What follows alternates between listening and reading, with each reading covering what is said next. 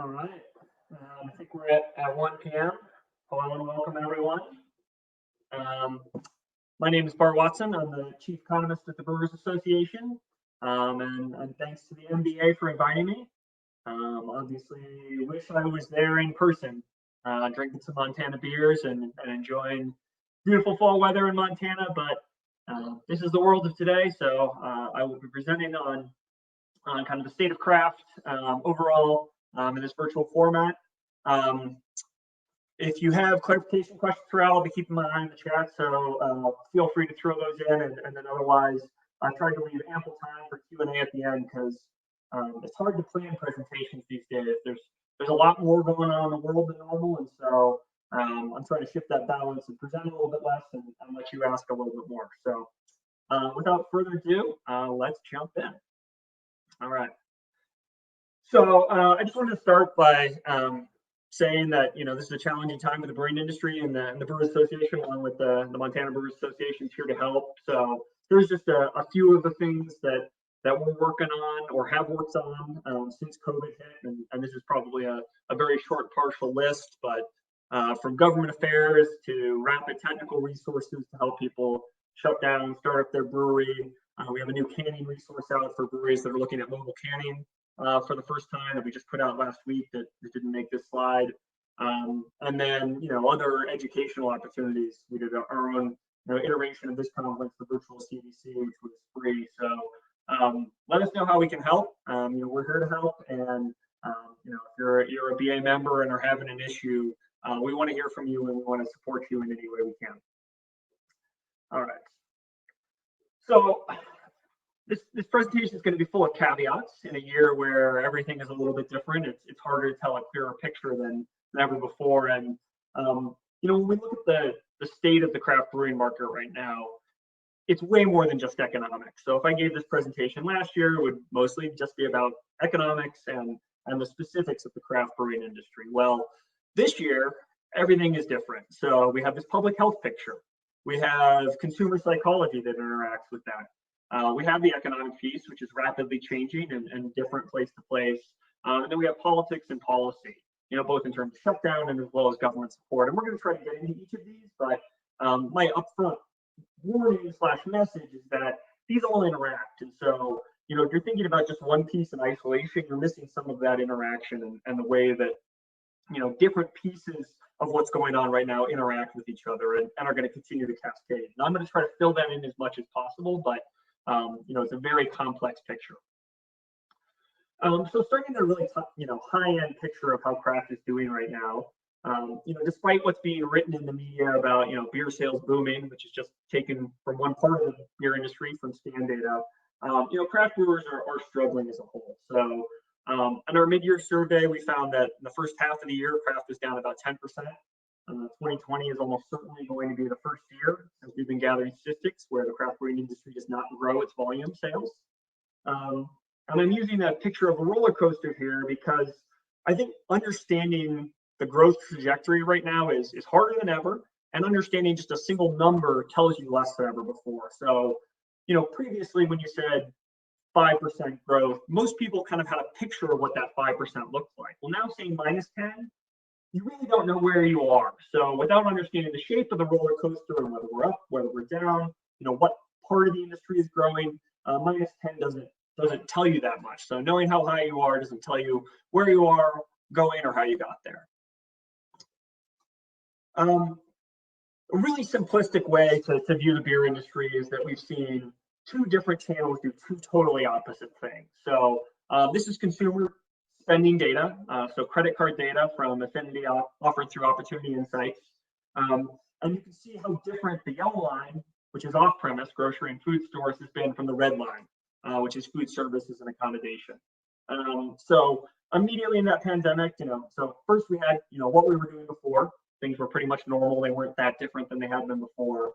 And we saw this initial stock up and collapse period. So as soon as the pandemic hit, people stocked up on lots of stuff. They bought way more groceries, and the on-premise completely collapsed. And this was obviously, partially driven by government shutdowns, but actually predated that in many cases. If you set this up in almost any state and you draw a line, the demand collapsed before the government actually shut things down. So Most of this collapse is a consumer psychology collapse rather than a government mandated shutdown. And then since then, we've seen kind of a slow recovery in new patterns. And that's most of what I'm going to focus on today, kind of this, I don't like the term the new normal because things are still constantly changing. Nothing's normal yet. But, this period that we're in now where things aren't back to normal, but we're continuing to see incremental change day to day. And for the brewing industry, we really need to be even more specific, particularly for small brewers, and think about this in three channels. And I'm going to go through each of the three. So on-premise, we talked about, has fell off a cliff and is slowly returned. Certainly not a V-shaped recovery, but it is still slowly recovering. At the brewery, sales have generally looked a little bit better because brewers have had greater ability to pivot and to go, varies state to state.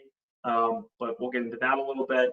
And then off-premise has looked the best, but there's still a lot of challenges there for small brewers. And throughout this, I'm going to talk a lot about the craft industry, and I'll put that in quotes because there's very, very different pieces here that are going to have, very different effects and are going to be looking very different.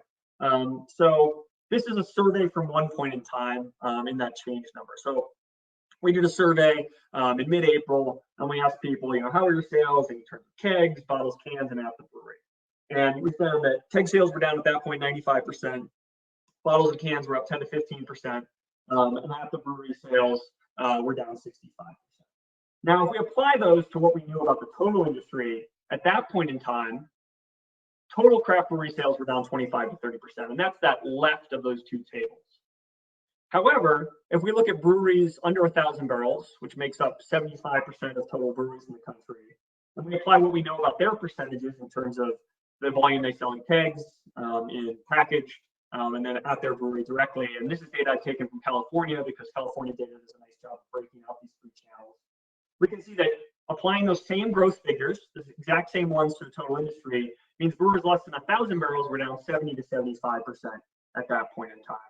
So the basic point of this is you can't understand the growth of craft or a particular brewery without understanding the context in which they operate. What size are they? What's their business model? How much are they distributing in terms of draft versus package? And how much are they having on-site sales? And we're going to get into geography and some things like that as well, because those also matter. In terms of the overall beer industry, the Beer Institute has the total U.S. down minus 2% in shipments. They actually just released the August number, and I didn't have time to incorporate it into this. But they have total beer shipments year to date down about 2%.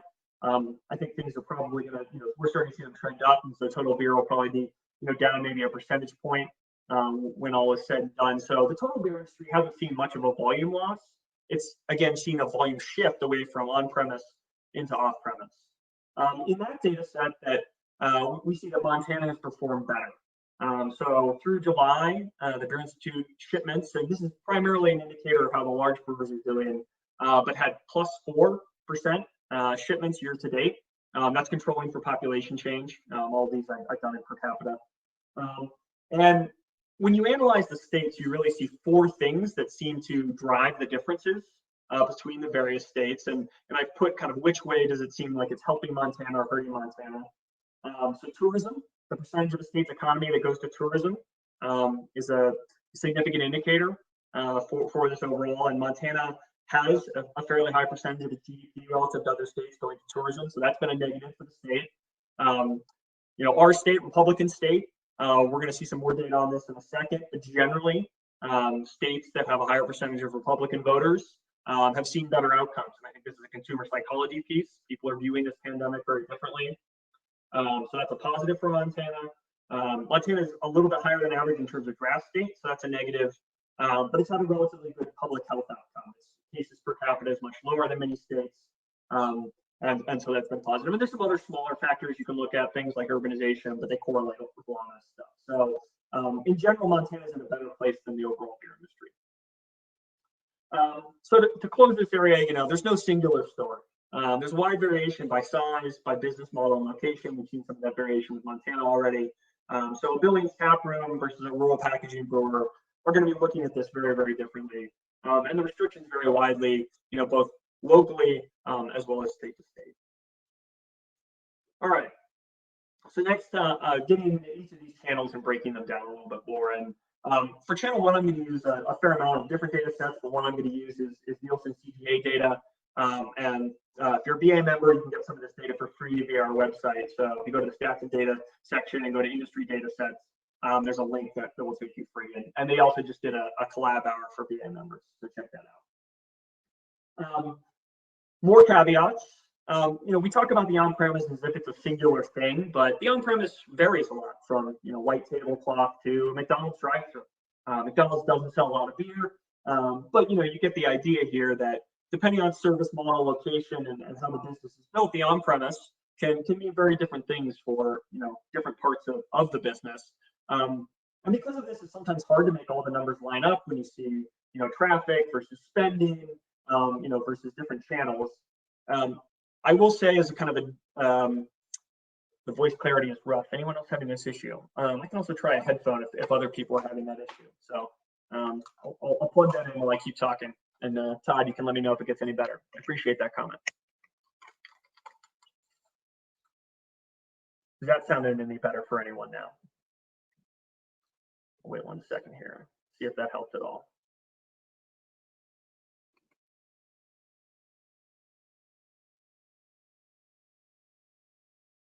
Okay, cool. All right. Well, we'll go with the headset from now on. Apologies that it was a little bit rough early on, and let me know if there's any questions from stuff that I was talking about earlier. Okay. So what we see is that you can get different metrics that show very different things, and so be wary of any singular data point. One of the great is a weird word to use here, but one of the things as an economist that has made tracking this pandemic much easier is we have a lot of real-time data now because people are on their phones or buying things in different ways. There's lots of new data streams, but they tell very different pictures, and so unless you're piecing them all together, you're missing part of the picture. So open table data, for instance, still suggests that restaurant reservations are down 40, 50% depending on the location. So that part of the on-premise is doing very, very poorly. McDonald's sales in June were only down 2% year over year from what they were before, and I haven't updated it, but the July sales were even better, closer to their 2019 trajectory. So the part of the on-premise that you're talking about matters, and this is going to mean that if you are a brewery who's selling into fine dining, you're going to have a more challenging status right now than somebody who's selling to which channels have been affected less.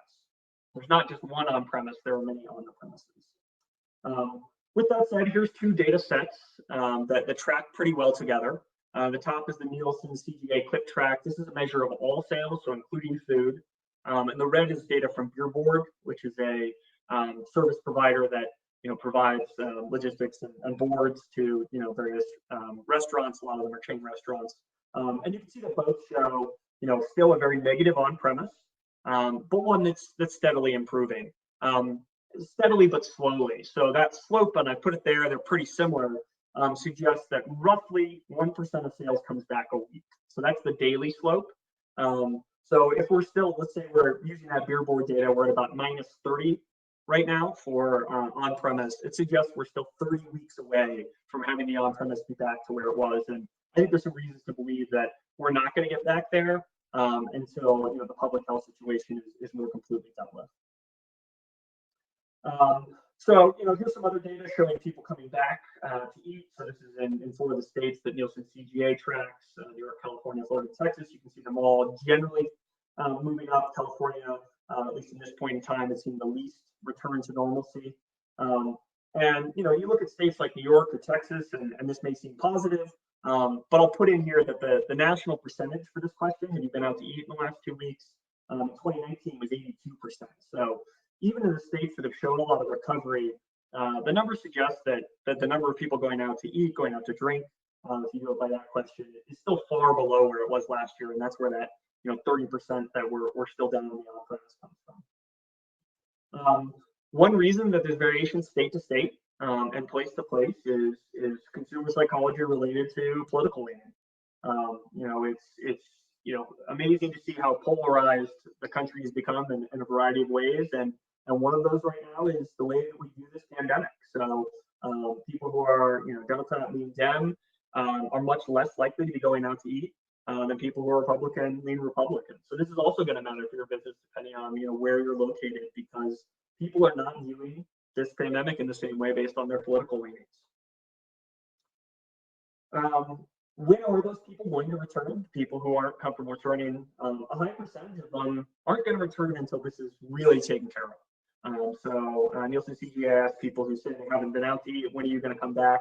And about a third of them are basically saying, I'm not coming back until things are completely normal. When there's a vaccine, and when the threat of COVID-19 is completely gone. So, to me, this data suggests it's really unlikely we're going to see an on-premise that looks, completely like it did anytime in the near future. And obviously, with the increased closings that we're seeing in the on-premise, it may not look exactly like it did for a long time.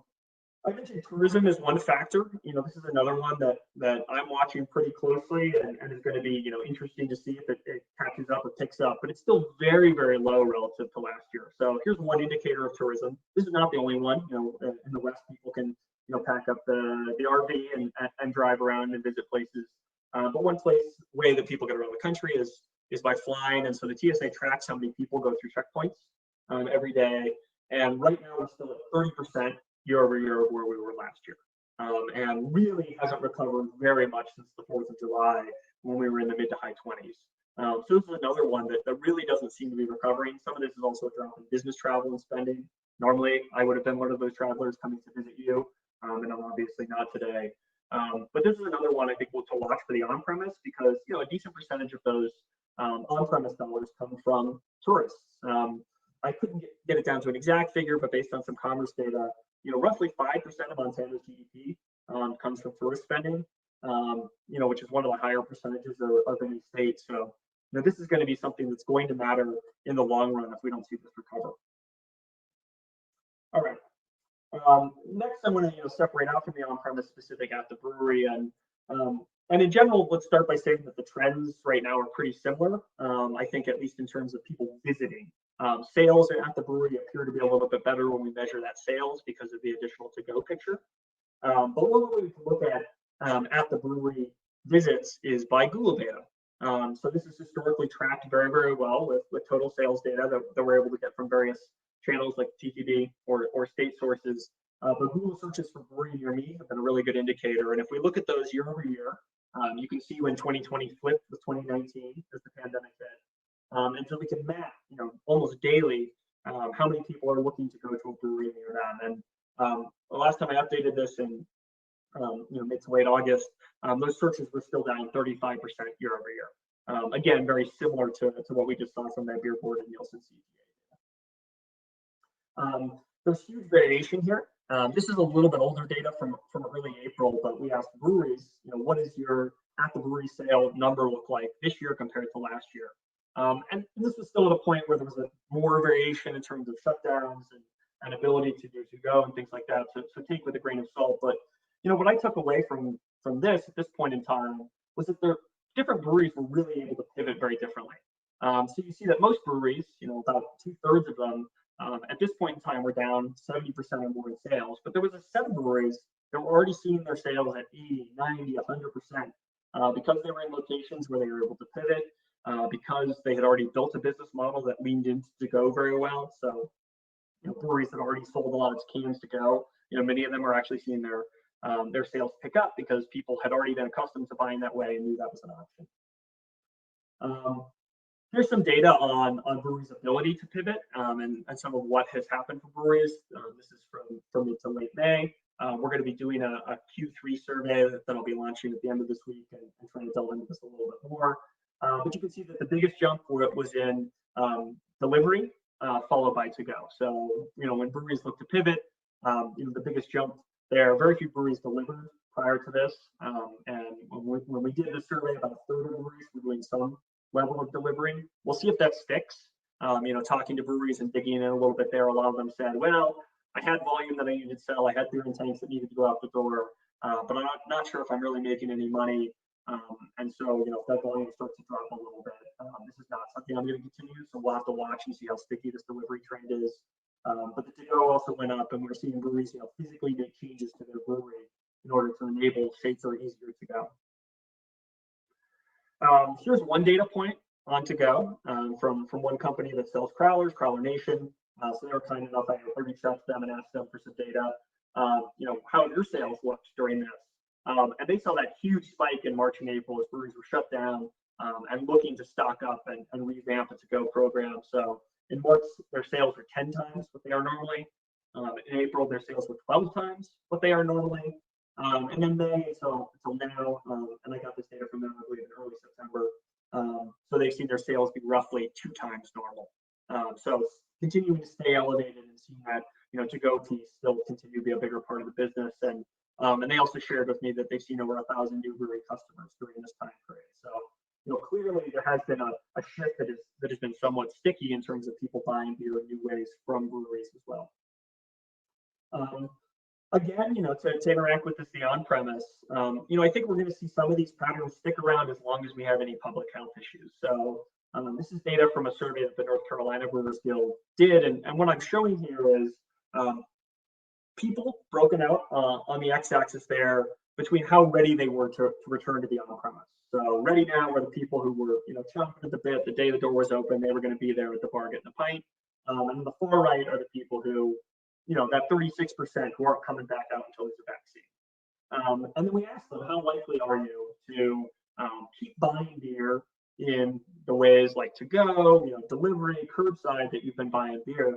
And you can see, not surprisingly, that these are inversely related. So the people who are ready to get back out wanted to get back out to drink pints or to drink beer in the way that they were before.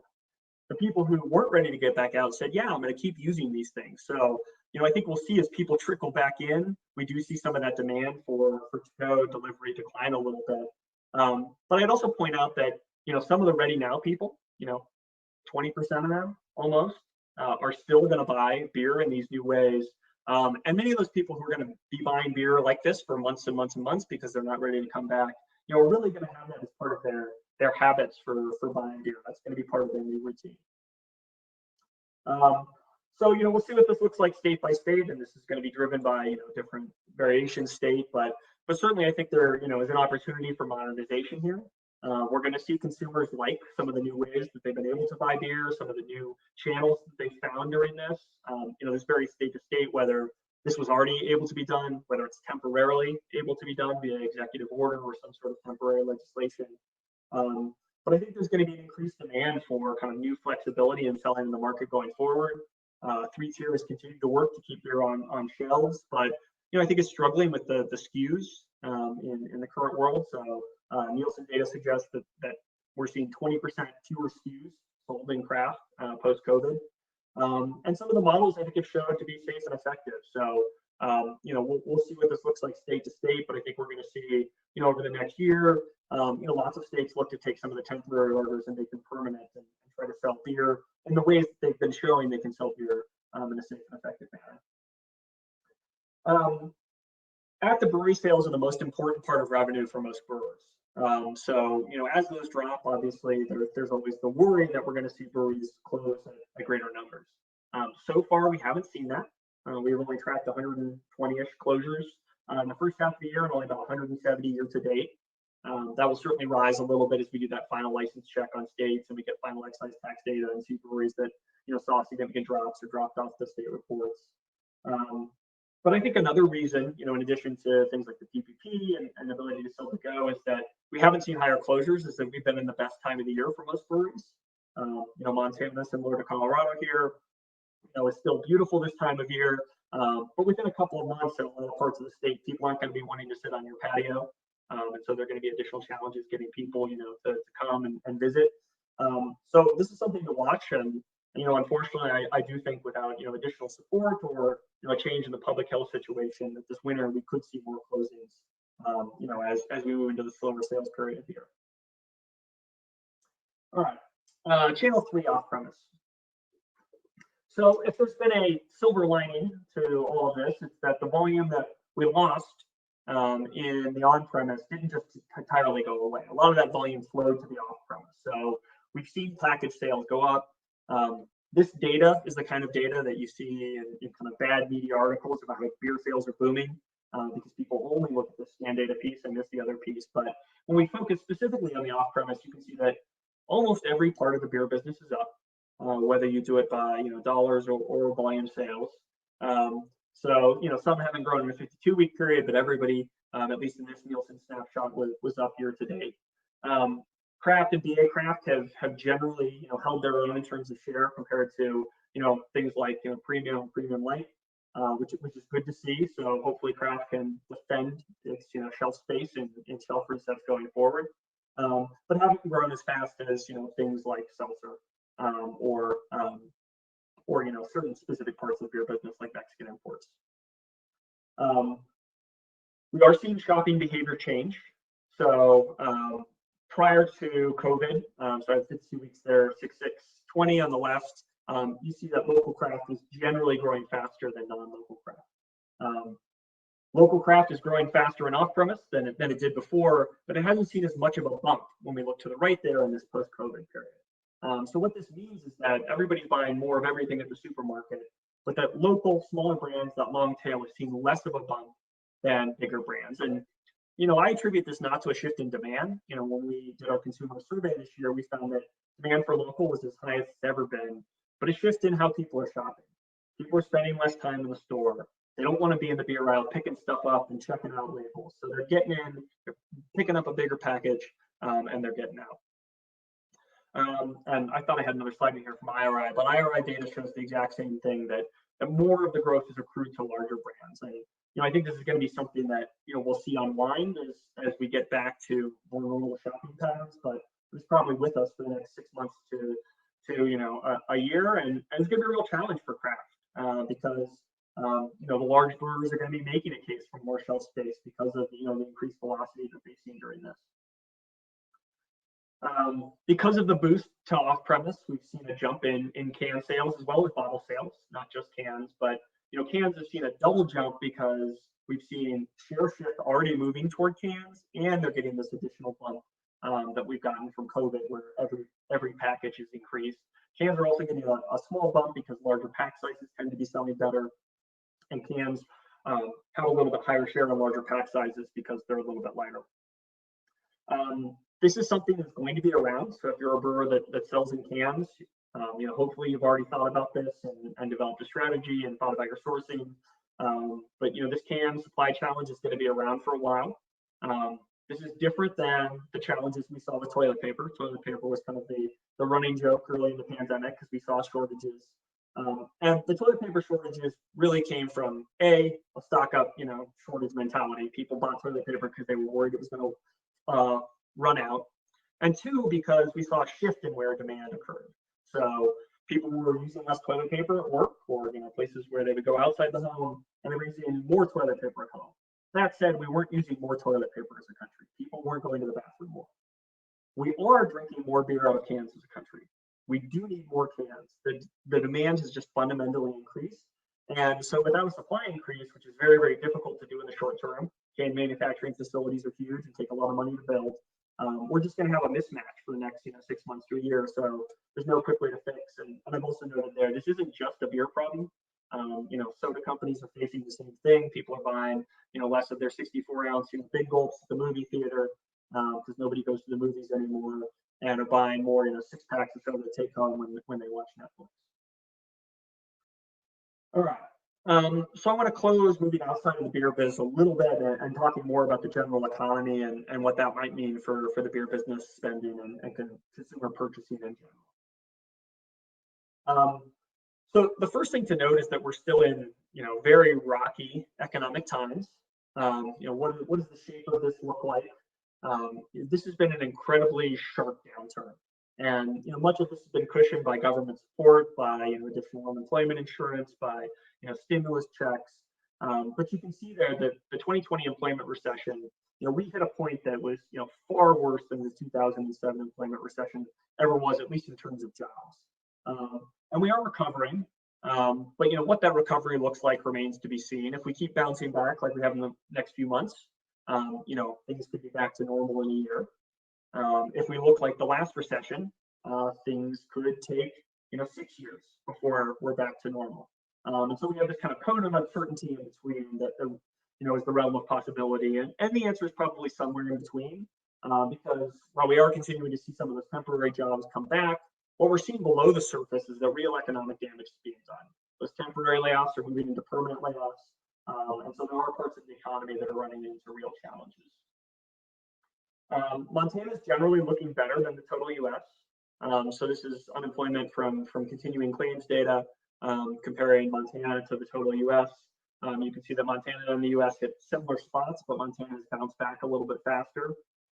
We'll see how long that persists, and I didn't dig into it deep enough to really look at kind of the industry composition and what might be driving that differential. But so far, I'm seeing good things in those Montana numbers that the percentages of people unemployed in Montana is 2 to 3 points better than what we're seeing nationally, which is a good sign for consumer spending.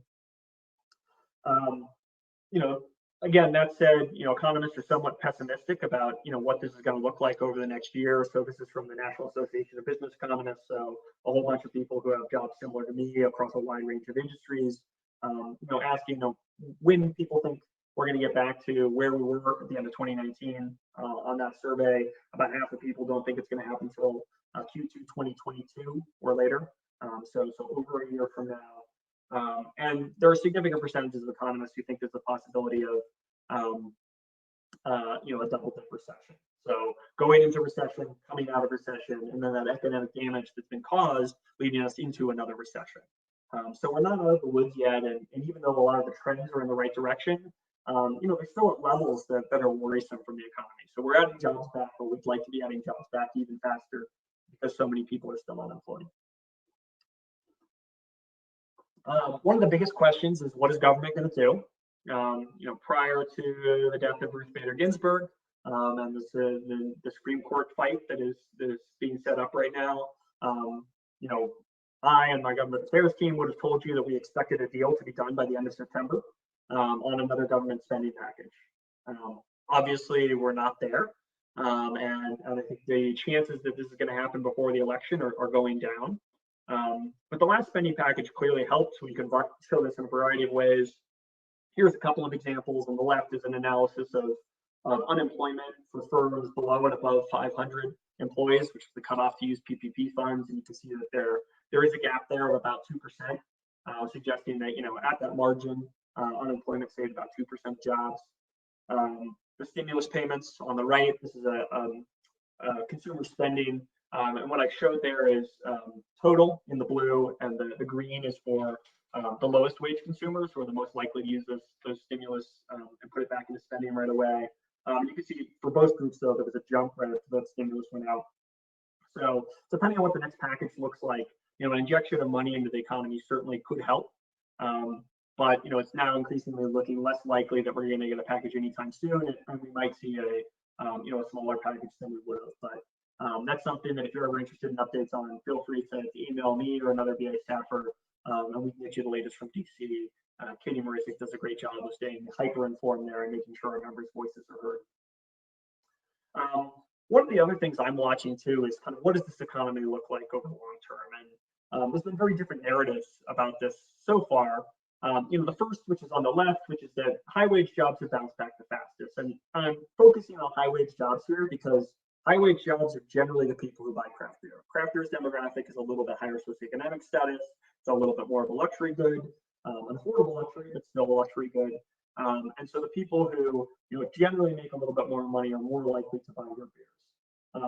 We have seen those jobs bounce back pretty quickly. That's what the left shows. High wage jobs are back to pretty much where they were. But on the right, what we're seeing from future job postings is that those high wage jobs aren't hiring right now. That they may be coming back more slowly. And this is one to watch where, yes, people in high wage jobs maybe generally kept their jobs, but if those companies are wary about hiring and we see kind of, more firing there, then we could see something very different to the last recession, which is that, higher educated, higher wage people from the last recession bounced back pretty quickly. And the economy took a long time to get back to where it was, but that was mostly born on the back of the lowest wage workers. This one might be a little bit different, and we might see some different patterns in terms of unemployment. And so, if craft is going to be, really experience this recession in terms of demand drop, it's going to be because high wage workers are affected. And so we don't really have an answer here yet, but it's one to watch. The final thing I want to talk about before moving to question and answer is some of the long-term shifts this might have in the way that people buy things. Obviously particularly beer, but just in general. So we've seen an immediate spike in e-commerce, and I think kind of a re-leveling. So I presented a lot of data here back to 1992. It's a long time ago, before many of us were buying anything via e-commerce. And I've done this because you can see it was a pretty slow and steady trend in terms of the percentage of total retail that went through what the government calls non-store retail. They still include, things like catalogs and this as well, but most of this is now, what we would think of as e-commerce. And then you see this huge spike during COVID, and that makes sense as a spike, but you can also see that even as that spike has ended, we started to level off at a place that was much higher than before. So e-commerce is just going to gain share during all of this. And that's probably happening within beverage alcohol as well. Beverage alcohol has generally really trailed the total economy. Americans buy, a far higher percentage of things like, books or, just about anything that may do beverage alcohol via e-commerce. But, we saw this spike, and I say estimates say 10%. I've seen some other ones that, think at its peak was more like 8%. But this has taught a lot of Americans that they can buy things in beverage alcohol via e-commerce. A lot of Americans didn't know that before. And it's going to teach some of them they like doing it this way. They like, pick and click. They like using Drizzly. They like using Minibar. They like using your brewery e-commerce platform and then picking things up to go at the brewery. So we're starting to see more people bet big on this, and this might be somewhat, a virtuous cycle. Maybe not virtuous if you're not supportive of e-commerce, but where because there's been growth, people invest more in the space and grow it more. So I've given a tweet there talking about how Drizzly just raised another $50 million. It's no coincidence they raised it during this time period. And that they're projecting 20% of all off-premise alcohol beverage sales will go through e-commerce by 2025. So, this could lead to very different outcomes. I just wrote an article about this. It's available publicly. Depending on what consumers want and what regulators decide and how they're going to regulate e-commerce going forward. But that balance of convenience and choice could lead to very, very different outcomes, some of which are very good for small brewers and I think will help the long tail sell more beer, and some of which I think are somewhat worrisome for small brewers. E-commerce is not a panacea, and certainly parts of e-commerce I think have the potential to really be controlled by people with larger resources. Drizzly, their model is not necessarily to make money on huge variety. Their model is to make money on advertising and getting people who want to be placed at the top. That's not a game that small brewers particularly win in. So that's another thing that I'm going to watch as we come out of this. All right. With that, we've got about 20 minutes left for Q&A, and so I would love to take some either in the question box or via video. I see we have a few already. What do I think about the national predictions that 30% of breweries and 35% of restaurants will close because of this pandemic? I think they're a little premature and, certainly, done somewhat to garner resources. Restaurants are hurting right now. It depends on where you are, and certain places are certainly worse. I just saw a statistic out of New York City where I believe it was 80% of restaurants didn't pay their full rent last month. That's a place where it's rents are high, sales are low, and things are really challenging. So will 35% of restaurants close? Maybe. How many of the people will be ready to jump back in and take that space is kind of a separate question. But I think a lot of places right now there's a real mismatch between landlords and hospitality businesses in terms of how long this is going to last and how they should manage that disconnect.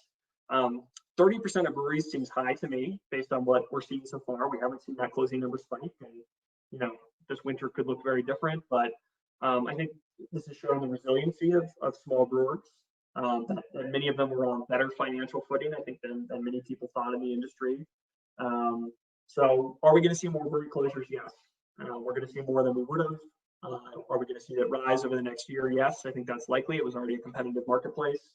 And this is a challenging time to be through. So kind of regardless of whether there's government support or not, we're going to see that closing go up. But I think that brewery number is going to stay lower than restaurants. It has so far, and I think we'll stay there. So 30% of brewery closures strikes me as pretty high.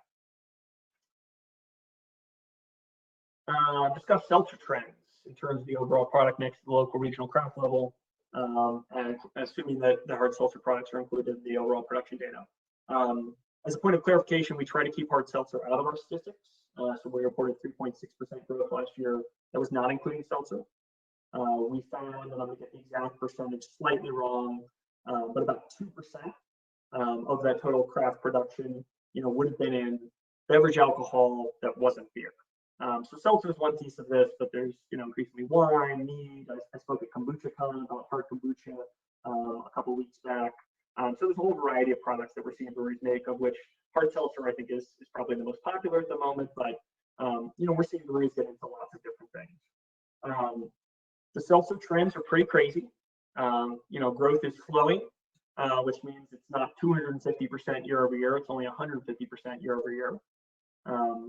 The executives at the leading companies are still talking as if it can double again next year, which when it's hitting 10% of dollar sales in scans in some weeks this year, that's a big industry getting bigger.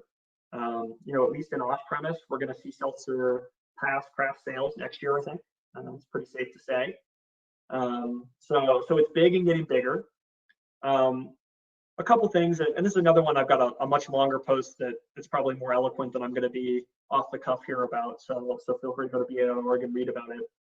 We are seeing that while this is still really concentrated at the top, at least in scan data, so about 95% of the seltzer market accrues to the leaders in large breweries. So truly White Claw, Bud Light Seltzer, Corona Seltzer, and a few other kind of big key players. Vizzy, things like that. But that 5% that goes to everybody else is getting bigger and bigger, kind of in proportion with the category.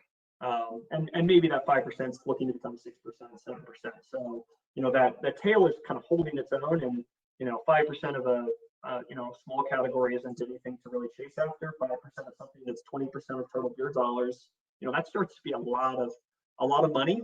And something that I think we're going to see, more small producers look at. I think we're also starting to see that as the demographic of seltzer grows, that it overlaps with craft much more than it used to. So initially, you didn't see a lot of overlap in terms of craft drinkers drinking seltzer, at least via some of our Nielsen data. And increasingly, you do. But, craft drinkers are also drinking seltzer. Maybe they're swapping out where they used to drink, macro lagers and light lagers. So, I think it's a little too soon to know exactly where that volume is coming from, but your drinkers are drinking seltzer increasingly, to the craft brewers here. And I think one thing we're seeing is that the people who drink seltzer, if we separate them out from the people who don't, have very similar kind of ways they view the beverage alcohol market and attributes they want. So, local is more important to craft drinkers who drink seltzer than craft drinkers who don't drink seltzer. Now, does that mean that they want a local seltzer? I don't know. But these aren't the people who don't care about the attributes of craft. The people who care about the things that have built craft businesses around flavor, around local, are also drinking seltzer, which to me says that there's probably opportunities there for small brewers who think it fits with their brand. And if you're done traditional German lagers for the last 20 years, seltzer may not fit with your brand. But if you're somebody who's done a lot of different things, it may be something that works for you. So I think we're going to see it grow again next year. In many ways, I think it's taking people who are disaffected by light beer and moving them into a new category that young legal drinking age drinkers are more excited about, and that as it grows, there's going to be more opportunities to play in kind of niches in the fringes. All right, hop supply question. What do you think of the impacts of this reduced demand for hops? Some growers idling fields, the Labor Day windstorm, the excess hop stocks, the crystal ball. Yes. I think that we were headed to a situation of extreme oversupply, and many of the things that you are talking about, the idling of fields, the lower stringing, the Labor Day windstorms, have moved us into a place where we're just going to be in a period of oversupply as opposed to extreme oversupply. For those who don't watch these numbers too closely, we saw, I'm going to get the exact numbers wrong, but I think it was about 5,000 acres of planting. We saw, at least the USDA predictions were, that the yields weren't going to be that much lower this year than last year, even with some of that lower stringing, at least prior to things like the windstorms, which certainly seem like they affected crops. I'm hearing kind of 5% maybe drop. And so, the industry was building out for a craft industry. It was growing 3 to 4%, maybe more globally, and was kind of assuming that we were going to see the same growth trajectory we've seen. And then we went into a situation where craft demand is down 10%. So, to put some concrete numbers to this, I have a model where I predict hop stocks, and I was predicting, prior to all of this, that we would see hop stocks rise by 9 million pounds. We saw them rise by 15 million pounds. To me, that's a 6 million gap, before the whole crop's even in, and we've seen what that carryover looks like.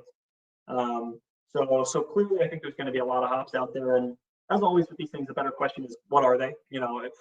Are we long in varieties that people, eventually want, and so the industry can find that kind of soft landing, or are we long in things that were going to be tough to sell anyway? But I think we're going to be in a place where demand growth is probably going to be weaker again next year unless we get back. We talked about the on-premise and some of the challenges small brewer space. I also haven't factored in, this huge shift in seltzer too. But Bud Light doesn't use a ton of hops, but it uses some hops, and hard seltzer doesn't. And so we're also seeing at the same time this huge shift, from a big chunk of the beer market where massive amounts of volume are moving out of light beer and into seltzer, and so that's also going to weaken demand for just some of the base hops there. So hopefully I've answered your question, but I think what we're going to see is that there was going to be a disconnect, that it was going to be really big because nobody could have anticipated this 10% drop in demand in the first half of the year, and let's say 5% for the full year. They were betting on 4% up, and we saw we're going to see 5% down. So we had a 9% disconnect there anyway. And some of the things you talk about reducing supply will close that gap a little bit, but not entirely. So we're going to be oversupplied. The question is kind of how much.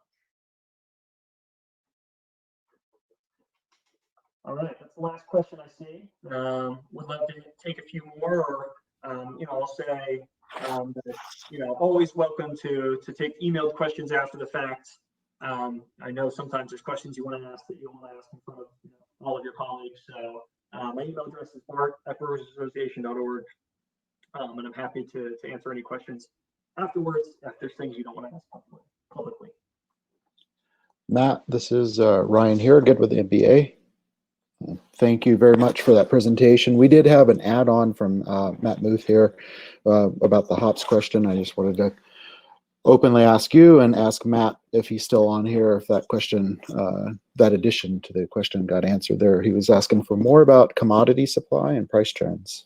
Yeah, I actually need to dig in. I think in the next day or two, USDA is going to release the small grain summary. They haven't done that yet, so I'll be honest that I haven't looked at the malt numbers too closely yet, because USDA releases the hop numbers earlier in September than they do the malt numbers, or the barley numbers. They don't release malt numbers, but they're kind of the same thing these days. It's barley crop is becoming a one product crop increasingly. But there's a lot more that goes on in that part of the market, because you see these weird interactions with corn, with oil prices, that are kind of pulling commodity prices down in general. Corn prices are low, though I haven't been watching corn prices. I don't know what the windstorms in Iowa have done to corn prices this year, since a high percentage of the Iowa crop was destroyed in those horrible windstorms they had. So I think we're going to see kind of similar things, though, that there's going to be lower demand for malt as well. We saw initially many of the suppliers using force majeure parts of their contract to try to cancel things with growers after things were already in the fields, which isn't a good sign for a supply matchup with demand if they've already planted it and people are telling them they don't want it already. But that's one I don't have a great answer on, and follow up with me in a week and I'll have a much better answer on once I've gone through the USDA data and crunched some of those numbers a little bit better. Great, thank you very much. We have just a couple minutes. If there's any last questions here for Bart while we have him, I'll give. Go ahead. Yeah, I'll muse since we have a couple more minutes too. One thing I didn't cover that often gets asked about is about styles. And at least from scan data, one thing I'll say is we haven't seen huge shifts during this. Sometimes I've seen the narrative that A, people are drinking boozier things, or B, people are drinking lighter things. But we've seen mostly what we saw before, at least kind of stylistically, that both ends of the market are growing. that if anything, the middle is kind of following out. So people are drinking higher alcohol stuff, particularly double IPAs, but they're also drinking lighter stuff at the same time. We see this in consumer surveys too, that every year when you ask people, why do you buy craft beer? What are the attributes you're looking for? High ABV and low ABV have both been growing, which is kind of fascinating to see both of those things, grow in tandem. So stylistically, what we're seeing right now is very similar trends to what we were before, which basically means IPA and then a whole bunch of kind of light things, Polish Golden Ale, Blonde Ale, lagers, that all kind of approximate the biggest part of the beer market, but with small brewer overtones.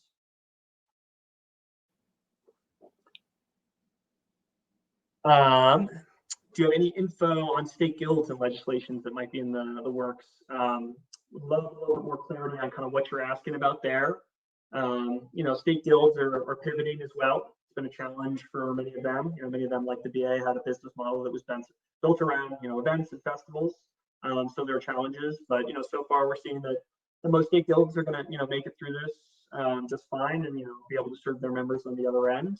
I think a lot of them are assessing right now what are the big threats coming next year. We're anticipating and have already been arming the guilds with talking points and knowledge about state excise tax increases. A lot of states are facing big budget shortfalls right now and are looking places to get money from, and excise tax is an easy one. So that's one thing we're working hard and working with the guild leaders on.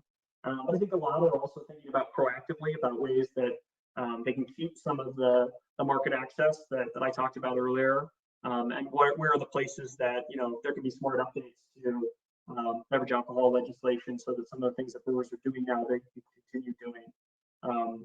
So happy to elaborate more if there's kind of a specific aspect you were working on, thinking about there. But this is going to be challenging for guilds, just like it is for any association. The Brewers Association saw our revenue cut to a third of what it would have been.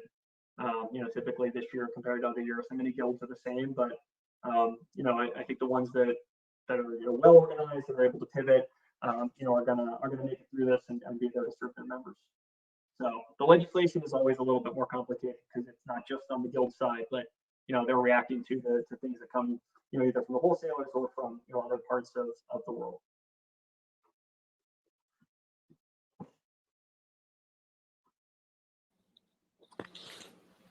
Excellent. Thank you again, Bart. Not seeing any additional questions, but again, appreciate your time and very insightful. And we should have this deck, I believe, available after the conference is over. I'd also like to encourage everybody that we'll get started again tomorrow at 10 a.m.